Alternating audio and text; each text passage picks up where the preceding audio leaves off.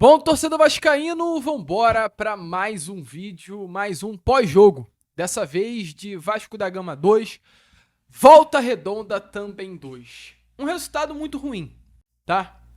Mesmo com um gol de empate. Novamente, Pablo Verratti no final da partida, o resultado hoje foi muito ruim. Quando a gente, como vascaíno, pensa que as coisas vão começar a ir, do nada vem um terremoto, um furacão, uma tsunami nos joga novamente lá para baixo. E hoje isso aconteceu.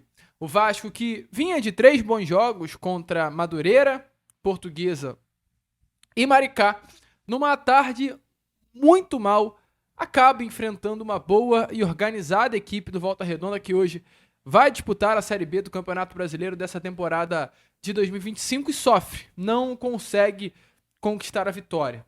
Pontos positivos? É inegável. É inegável o Pablo Verratti. É difícil. Eu, Lucas, sou um dos talvez maiores críticos do atacante argentino. Eu, Lucas, falo. O Verratti, ele é bagre. Você pode discordar da minha opinião e tem todo o direito a discordar. Mas eu acho o Pablo Verratti um atacante tecnicamente ruim. Abaixo. Se a gente coloca o Pablo Verratti ao lado hoje dos principais centroavantes do futebol brasileiro, que ao meu ver tá é Igor Jesus do Botafogo, é o Pedro do Fluminense que está lesionado, é o Hulk do Atlético Mineiro que joga talvez como esse grande falso 9, o Calleri do São Paulo, tecnicamente o Pablo Verratti está abaixo. Eu acho que isso é inegável. Eu acho que isso e é a minha visão, é o meu modo de ver, unanimidade praticamente. Entretanto, meu amigo, um centroavante, ele vive de gols. Um atacante, ele vive de gols. E mesmo muito abaixo tecnicamente, a gente está falando de um atacante que tem 5 gols em 4 partidas. A gente está falando de um atacante que decide. A gente está falando de um atacante que, se não fosse por ele nessa tarde de hoje em Cariacica, o Vasco da Gama sairia derrotado da partida. Quando se há necessidade de ter alguém que resolva, Verratti resolve. E não é de hoje. Não é da temporada de 2025, não é do Campeonato Carioca de 2025, é do Brasileiro de 2023, é do Brasileiro de 2024, é da Copa do Brasil de 2024, sempre que quando é necessário, Pablo Verratti, resolve para o Vasco da Gama. Eu, quando era pequeno, eu via muito os filmes do Batman, e olha que analogia interessante. E nos filmes do Batman, quando Gotham City, que é a cidade do Batman, necessitava de uma ajuda, precisava de um socorro, a cidade ela colocava um refletor lá pro alto para simbolizar aquele símbolozinho do Batman. E do nada o Batman aparecia e salvava quem estava precisando de ajuda. Eu acho que o Verratti é tipo isso. É tipo o Batman de Gotham City, né? Verratti é pro Vasco da Gama o herói. Verratti é pro Vasco da Gama o salvador.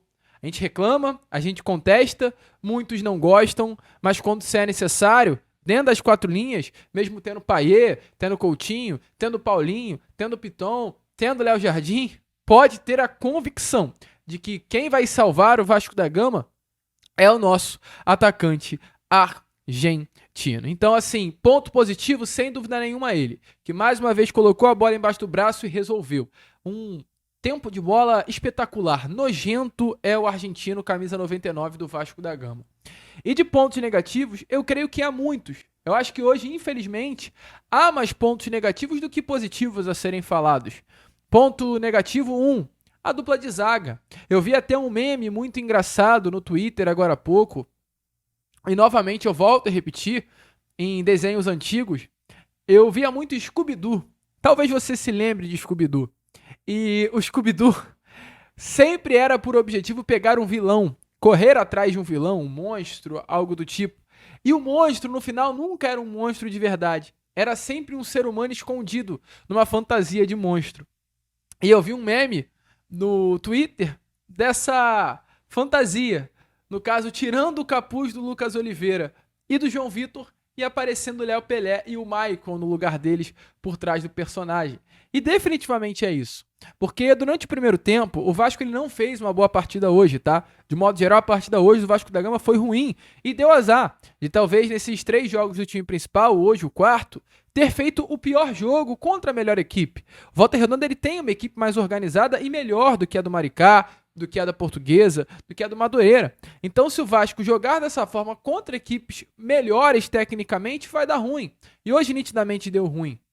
Mas até o primeiro tempo, defensivamente a dupla de zaga não sofria. E eu creio que não sofreu. Só que quando se foi necessário ser utilizada, deu ruim. Primeiro gol, um gol muito bonito, uma trama muito interessante da equipe do Volta Redonda. Entretanto, uma falha defensiva muito brusca do zagueiro João Vitor, que empurra a bola para dentro do gol. E aí eu tenho que tocar num ponto que, assim, é impossível não tocar. A gente tá falando de um zagueiro que, para os cofres do Vasco da Gama, gente, custa quase 50 milhões de reais. O Vasco ainda não pagou o Benfica por inteiro, mas é um zagueiro que hoje o Vasco da Gama, permanecendo nessa temporada de 2025 na Série A, vai custar aos cofres do Vasco quase 50 mil reais. 50 milhões de reais, perdão. Porque lá atrás, quando a 777 contrata o João Vitor no início do ano passado, foi-se colocado no contrato dele gatilhos contratuais de pagamentos caso o Vasco permanecesse na Série A de 24 e 25. O Vasco já teve que pagar quase 5 milhões a mais pela permanência do ano passado. E se o Vasco permanecer agora novamente, e vai permanecer na Série A de 25, é mais 5 milhões de reais nas contas do Benfica. Olha que loucura, olha que insanidade. O João Vitor é um bom zagueiro? É, mas não vale 50 milhões de reais.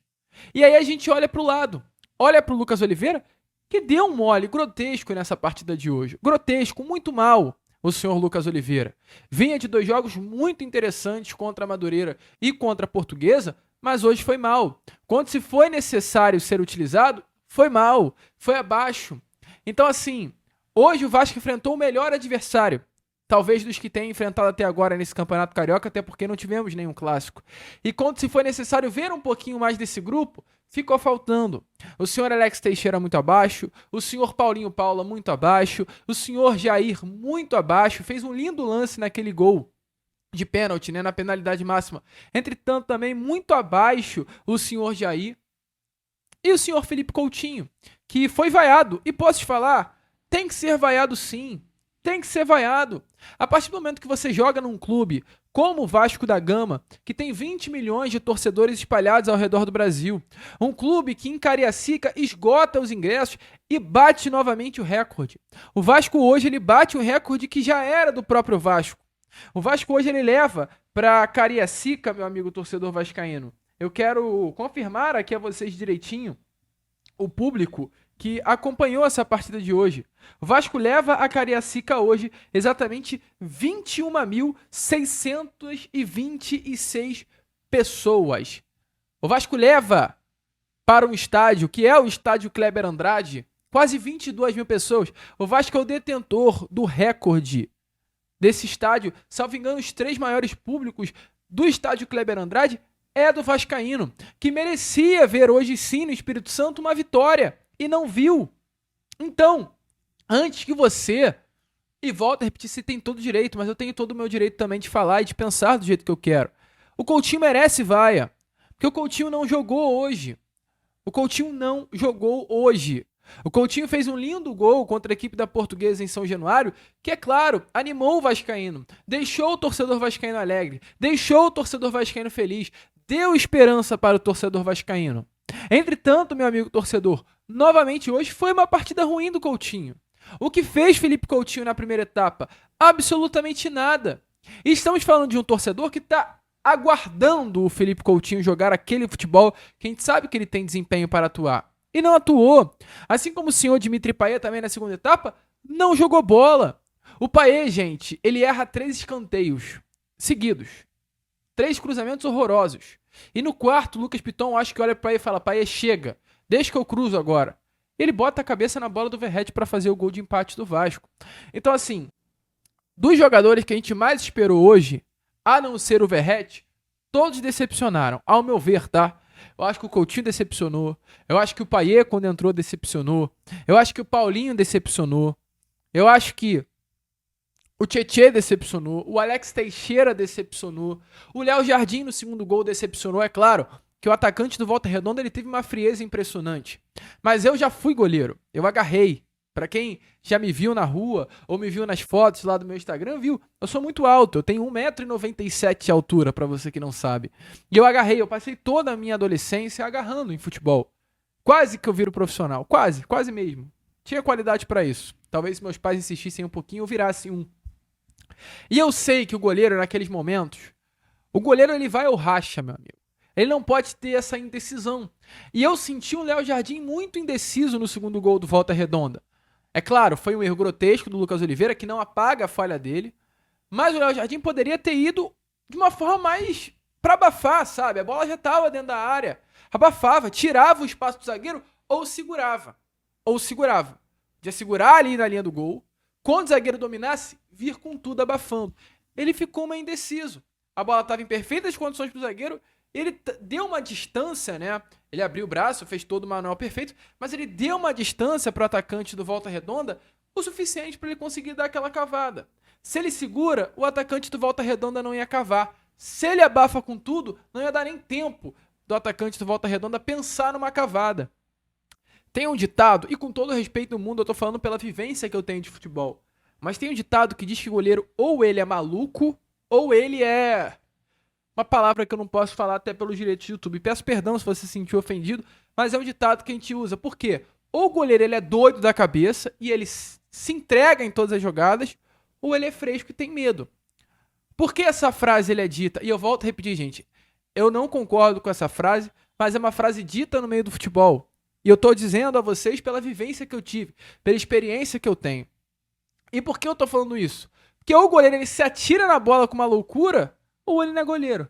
Eu acho que faltou esse ímpeto do Léo Jardim na jogada. Mas enfim, o Vasco empata 2-2. O Vasco nessa rodada ele não sai do G4 do Campeonato Carioca, mas fica perigoso. O Vasco hoje está no momento de estabilidade dentro da competição. Na próxima quarta-feira tem esse clássico contra o Fluminense e é vencer ou vencer. Uma derrota, um empate, fica complicado para o Vasco da Gama nesse Campeonato Carioca. O Vasco tem que passar para as semifinais. Ao que parecia tranquilo, essa vitória tinha que acontecer contra o Volta Redonda, acabou não acontecendo, e agora é obrigação do Vasco buscar 3 pontinhos aí em um desses próximos 3 clássicos, contra Fluminense, Flamengo ou Botafogo. E com todo respeito à equipe do Fluminense. E a do Vasco também. Mas eu acho que desses 3, o que o Vasco tem mais condições de vencer é o Fluminense nessa próxima quarta-feira. Mas enfim, empate amargo, empate duro. E a gente traz aí agora para vocês as palavras do técnico Fábio Carille, falando exatamente sobre esse empate contra o Voltaço hoje, em Cariacica, no Espírito Santo. A bola parada ela sempre foi muito decisiva, em todos os lugares. Na sua pergunta, comecei a lembrar de quantos times já ganharam o campeonato sem tendo a bola parada muito forte. Aí a gente tem que trazer isso a nosso favor, tanto ofensivo como defensivo. O torcedor fez uma festa linda, vaiou quando tem que vaiar e não tendo violência é válido, né? Sabemos que estamos no início, sabemos que pegamos um time muito organizado que já está junto há bastante tempo. Percebi meu time fazendo um pouquinho de força, assim, o Vasco fazendo um pouquinho de força, tentar entender o porquê disso, de não estar limpo para fazer as jogadas, de acompanhar, sentar com todos os departamentos no começo da semana, saber se a gente errou na carga de trabalho, porque esses jogadores não jogaram na quarta-feira, mas faz parte de um início, time que lutou mesmo na dificuldade e que ainda quase no final do jogo ali faz o terceiro gol para parabenizar essa torcida que vem nos apoiar. Meu amigo torcedor vascaíno, então essa foi a postura, né, do técnico Fábio Carille sobre aquilo que ele viu hoje nessa partida. E para fechar agora a participação do técnico Fábio Carille aqui no nosso vídeo também, esse pós-jogo, dê uma olhada aí nas palavras do técnico Cruz Maltino sobre o que ele achou dos erros nos gols sofridos e também das vaias do torcedor ao fim da partida. Olha, o primeiro gol que a gente tomou, a nossa transição defensiva foi muito boa. E nós fechamos como tinha que fechar, já olhei o vídeo ali dos gols feitos e dos gols tomados. Uma infelicidade ali do João tirar, mas a gente voltou bem, transitou bem e faz parte de acontecer. O segundo gol houve erro sim, poderíamos ter temporizado mais, ter tido mais calma. Costumo falar para os jogadores que não se rouba a bola de qualquer jeito, tem um pouquinho mais de paciência, mas eles vão entender e a gente vai diminuir esses erros defensivos. A respeito das vaias, eu não posso te dizer, eu me fecho muito no jogo, né?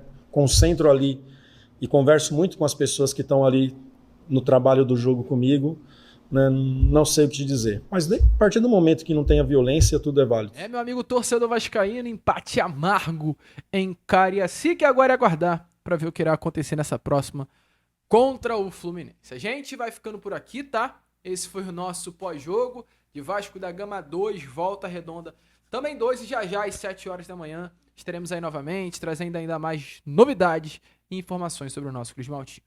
Vamos que vamos, vascaíno. Se inscrevam, compartilhem e, como sempre falamos aqui, saudações vascaínas.